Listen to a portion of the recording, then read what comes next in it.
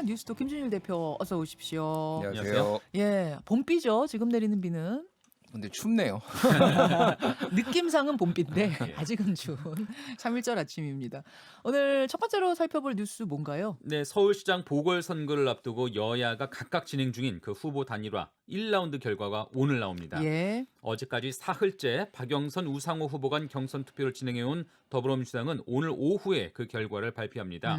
경선 승자는 이후 열린민주당 그리고 시대전환과의 후보 단일화 절차를 이어갈 예정이고요. 시대전환 조정훈 후보는 단일화는 없다 분명히 하지 않았나요? 아직 완전히 마침표를 찍지는 않은 것 같고요. 계속 검토, 논의가 진행되는 것 같습니다. 그래요. 오늘은 안철수, 금태섭 두 사람 가운데 제3지대 단일화 후보가 선정되는 날이기도 한데요. 두 사람 중 한 명은 오는 4일 가려지는 국민의힘 그 최종 후보와 범야권 후보 단일화 절차를 밟게 되죠. 네. 한편 부산시장 보궐선거 여야 후보도 이번 주에 결정되는데 네네. 뭐 민주당 같은 경우에는 내일 예정된 그 경선 대회를 아예 신공항 예정지인 가덕도에서 열기로 했다고 하네요. 아, 경선을 가덕도에서 치러요? 네. 그렇군요. 자, 오늘 뭐 각 정당들 중요한 날이네요. 예, 이제 오전 10시에 그 제3지대가 발표가 돼요. 안철수, 금태섭 단일화. 예. 근데 뭐 이변이 있기는 좀 힘들다. 워낙 인지도 차이가 많이 나서 100% 여론조사거든요. 그러니까 안철수 후보가 이제 될 것인데 얼마나 금태섭 후보가 선전할지가 이제 관심이고요. 예. 오후 6시에는 민주당이 발표가 됩니다. 예. 그러니까 오전에 하나, 오후에 하나 있네요. 여기는 약간의 변수가 있는 게 여론조사뿐만이 아니라, 그러니까 서울시 권리당 당원 18만 명 온라인 투표가 절반이고요. 아, 그리고 서울시 민주당 권리당원이 예. 50%. 예, 그리고 일반 선거인단, 그러니까 일반 국민이죠. 6만 명 여론조사를 했대요. 예, 이거가 예. 이제 또 50%를 합산하는 거니까 당심, 소위 말하는 친문 표심을 얼마나 가질 것이냐. 그래서 박영선 후보 같은 경우에는 계속 경쟁력을 얘기했고, 그렇죠. 본선 경쟁력. 본선 경쟁력. 예, 그리고 우상호 후보는 뭐 노무현, 문재인 뭐 이런 친문에 이제 호소하는 말을 했습니다. 근데 사실 지금 더 관심이 가는 거는 네. 이후에 어떻게 될 것이냐예요.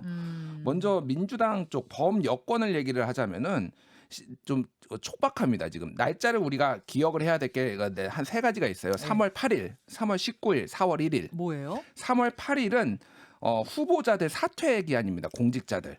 아, 이게 정말로 선거 나가려면은 이때까지는 그만둬야 되는 거죠. 예. 국회의원직 그만둬야 되는 거예요. 근데 야당은 큰 상관이 없어요. 야당에는 현직 있는 사람이 거의 없습니다. 그러네요. 예, 그러네요. 조은희 구청장 빼놓고는 없어요. 예. 근데 여당은 지금 우상호 의원, 김진애 의원, 시대전환 조정훈 의원 그렇죠. 다 그러니까 시간이 굉장히 촉박해요. 의원직 내려놔야 되는 의원직, 시점이군요. 예. 그리고 19일은 이제 후보 등록일. 네. 그리고 4월 1일은 이제 그 사전 선거일이에요. 그러니까 늦어도 사전 선거일까지 아무리 늦어도 이제 단일화를 해야 되는 그런 상황인 건데 여권은 3월 8일까지 해야 되니까 일주일밖에 안 남았어요. 네. 근데 지금 조정훈 의원은 한 나흘 전에 합류하겠다, 그러니까 단일화하겠다라는 뜻을 밝히긴 했는데 김진애 후보 측이 그건 안 된다, 약간 안 된다라기보다는 거기는 더불어 시민당 출신이니까 먼저 민주당하고 경선하고 올라와라. 그러면 내가 민주당하고 한꺼번에 하겠다. 단일화는 안 된다. 3자 단일화는 안 예, 된다. 예. 이런 식으로 지금 하고 있어서 시간이 촉박해서 그게 변수고 예. 국민의힘 같은 경우에는 김종인 비대위원장이 약간 주목을 받고 있는데 네. 약간의 기류 변화가 있는 것 뭐라고 같아요. 했습니까? 일단 뭐 제3지대 후보가 되는 걸 상상할 수 없다 이런 얘기도 했는데 또 내가 보궐선거 이전에 사라질 수도 있다 이런 얘기도 했어요. 그래서 이거는 뭐 그건 무슨 의미예요? 보궐선거 전에 내가 사라질 수도 있다. 그래서 안철수 후보가 만약에 야권 단일 후보가 되면은 사퇴하겠다는 거 아니냐 뭐 이런 식으로 뭐 이렇게 해석도 됐는데 배수진 치는 느낌으로 예, 근데 국민의힘 후보 뽑아달라 이런 의미예요. 뭐 그것까지는 아니다라는 얘기도 나오고 있고 어쨌든 그런데 지금 그 국민의힘 측에서는 오픈 프라이머리 방식, 그러니까 선거인단 방식도 검토를 했지만은 김종인 비대위원장이 오히려 그거를 안 된다고 좀 어렵다. 왜냐하면 안철수 후보가 받겠냐. 그래서 지금 내부에서는 어쨌든 안철수 후보가 2번을 달고 나와야 된다. 그래서 안철수 후보가 그러니까 후보가 야권 단일 후보가 되는 것까지 염두에 두고 지금 움직이고 있다. 안철수 후보는 이제 내가 최종 후보가 될 경우에는 4번을 달지 2번 다는 일은 없을 거다 이렇게 얘기하고 있는 거고 예.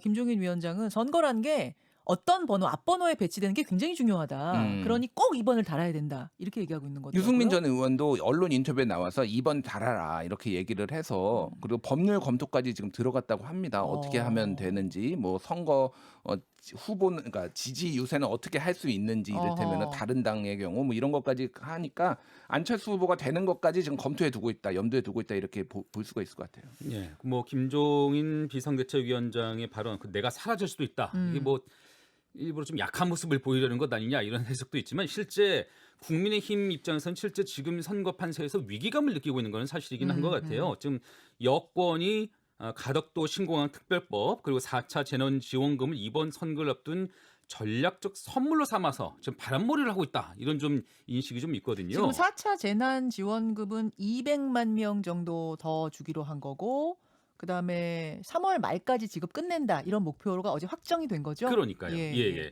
근데 또 이런 국면에서 이런 거에 대해서 반대 목소리를 또 내기도 어려워요. 예. 다만 지난 25일 있었던 그 문재인 대통령의 가덕도 방문 그 사실을 두고는 연일 지금 비난의 공세를 높이고 있습니다. 네.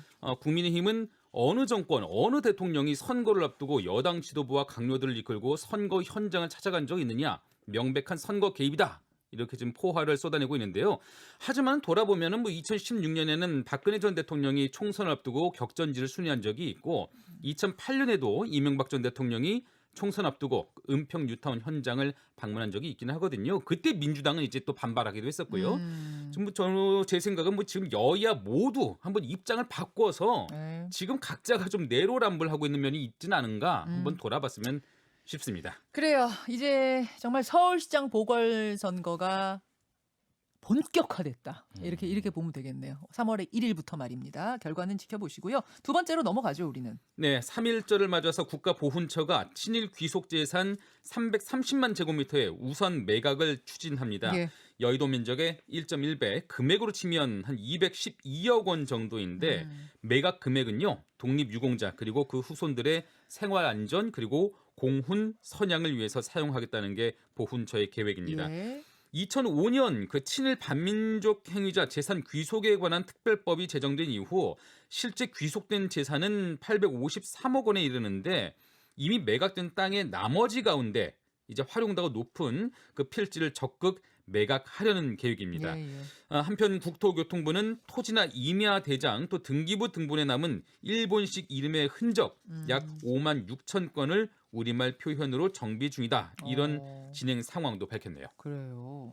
이게 무슨 말이에요, 근데? 등기부 등본에 남아있는 일본식 이름의 흔적? 예를 들면 어떤 것들이 그런 거예요? 그러니까 진짜 일본 이름이 남아 있는 거예요. 옛날부터 소유를 하고 있어서 뭐 2등 방문 예를 들면은 이런 식으로 이제 남아 있다라는 거죠. 네 글자 이름이 한자로. 그래서 일본 뭐 가스오 뭐 이런 식으로 남아 있는 건 아니고 한자로 적혀 있으니까 그럼 해당 소유자한테 통보해서 한글 이름으로 바꾸라고 권고를 하는 거예요? 바꾸거나 소유자가 이제 없으면은 그거를 이제 국유화하겠다라는 거죠.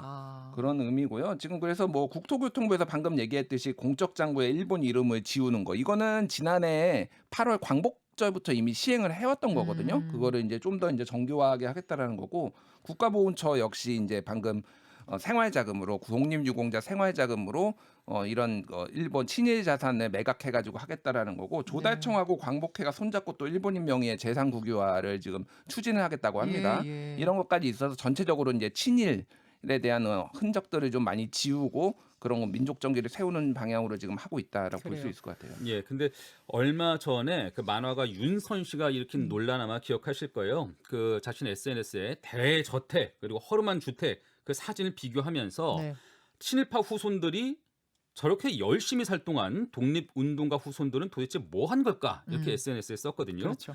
그러면서 소위 친일파들은 열심히 살았던 사람들이고 독립운동가들은 대충 살았던 사람들이 아니었을까 이렇게 조롱을 했습니다. 그 왜곡된 인식이 여기서 비롯했던 거죠. 그러니까 친일파들이 친일 행적의 대가로 받은 그 재산들이 그 후손에게 거듭 대물려 내려갔던 그런 상황이었던 겁니다. 그런 재산들 뭐 국유화를 이제 좀 계속 하고 있다지만 그 사실은 숨겨진 수많은 친일 재산의 일부일 가능성이 높거든요. 과거 노무현 정부 시절에 친일재산조사위원회라고 있었는데 그 친일파들의 재산 형성 과정을 확인해도 네. 그 후손들이 땅을 팔아서 현금화를 했거나 아니면은 다른 땅을 되사는 방식으로 이른바 뭐 땅 세탁을 하는 방식으로 빼돌다면 귀속하기가 어렵다고 어려워요. 해요. 어려워요. 그런 재산들이 여전히 많다는 것이고요. 또 이후에도 그 친일 후손들이 다시 소송을 통해서 다시 도로 되찾아가는 경우도 맞아요. 많았다고 하니까 이 사업 잘 됐으면 좋겠고요. 특히 뭐 윤선 씨 같은 이가 갖고 있는 그런 역사적 오해라도 좀 바로 잡았으면 좋겠습니다. 참 해도 너무했죠. 그 발언들은 말입니다. 예, 온 국민이 분노했었는데 오늘 3.1절 여러분 독립운동가들의 그 정신 다시 한번 기리는 그런 날이었으면 좋겠고 세 번째 연구 주제로 좀 넘어가 볼까요? 네, 프로축구 기성용 선수의 성폭력 의혹이 지금 끝장 대결로 치닫고 있네요. 스포츠계 학폭 논란 속에 기성용 선수를 두고는 초등학교 축구부 시절 선배인 그로부터 성폭력 피해를 겪었다는 익명의 폭로가 있었죠. 네. 그런데 오히려 그 피해자라던 폭로자들이 또 다른 폭력 사건의 가해자였다는 사실도 나타났습니다. 네네. 그럼에도 이들은 기성용 선수의 가해는 분명하다는 입장을 지금 거듭 밝히고 있어요. 지금 이제 팩트들을 좀 정리를 해보면 그러니까 기성용 선수한테 초등학교 때 성폭력을 당했다라고 폭로한 그 사람들이 중학교 알고 시절 보니, 똑같은 사건의 가해자였던 건 또 인정을 다른 한 거예요. 또 다른 폭력 사건의 가해자였다는 그건 인정하고 그렇습니다. 그건 내가 사과한다. 근데 하지만 기성용 기성용 선수한테 선수의 사과도 받아야겠다. 가해도 분명하다라고 주장을 하고 있는 겁니다. 자, 이에 대해서 기성용 선수는 그제 기자회견을 자처했는데요. 네. 의혹을 전면 부인하고 법적으로 강력 대응하겠다면서 증거가 있으면 빨리 내놓아라라고 말했는데 이에 대해서 폭로자 측 변호사는 조만간 증거 전체를 공개하겠다고 맞받아쳤습니다. 그러니까 통화 내용이 뭘 가지고 있다 이런 식으로 좀 입장문을 내놓았는데 아니 나는 그런 말을 한 적이 없다. 그러니 진짜 증거가 있으면 내놔라. 라는 게 기성용 기자회견의 핵심이었던 거죠. 네, 뭐 말이 왔다 갔다 하는데 복잡하게 볼 거 없이 증거가 있느냐 없느냐로 지금 내놔라. 이제 네. 결과가 이제 보여질 것 같아요. 그래서 증거를 못 내놓으면은 이 피해자라고 주장하는 사람들이 아무래도 입증을 못 하기 때문에 조금 어려워질 것 같고 증거를 내놓으면은 이제 되는 건데 지금까지 정황으로 봤을 때는 증거가 있으면 내놓지 않았을까? 뭐 공개하겠다라고 라는 했는데 조금 좀 의심이 가는 그런 상황이긴 해요. 지금 증거가 있는지 여부가. 지금 기성용 선수는 내 선수 생명 전체를 걸고 나는 끝까지 이거 밝혀내겠다 이런 입장을 기자회견 한 30분 했죠. 예, 그렇습니다. 근데 예. 사실 이게 법정 다툼으로 갈 가능성이 높은데 만약에 피해자들의 일관된 진술이 있다면 기성용 선수에게 죄를 물을 수 있겠는가 하는 의문도 좀 생겨요. 근데 이게 그러니까, 초등학교 때 일이라면서요. 그러니까요. 근데 얼마 전 잇따른 미투 사태 때 보면은 예. 진술의 일관성이 있느냐, 또 무고할 만한 별다른 사유가 있겠느냐 이것을 두고 법원이 판단을 달리하지 않았습니까? 이게 양측이 전혀 밀리지 않겠다는 입장이어서 이게 법정에서 분명한 실체라는 게 가려질 수가 있을까 의문이 드는 거죠. 그러네요. 그리고 모르겠어요. 지금 우리 저 워낙 국민적으로 관심사가 높은 사안인데 김준일 대표가 이야기를 한 것처럼 결국 증거가 있으면 증거를 내놓고 그것에서부터 이야기를 시작이 돼야 되는데 있다 이야기만 하면서 공방만 왔다 갔다 하니까 국민들은 상당히 혼란스럽습니다. 네, 빨리 정리가 좀 됐으면 좋겠습니다. 자, 보겠습니다. 여기까지 뉴스연구소 두 분 수고하셨습니다. 감사합니다. 김현정의 뉴스쇼는 청취자 여러분의 참여로 이루어집니다. 트위터, 페이스북, 레인보우 게시판, 그리고 단문 50원, 장문 100원의 유료 문자 샵 1212, 우물정 1212 통해 참여하실 수 있습니다. 김현정의 뉴스쇼, 여러분과 함께 만듭니다.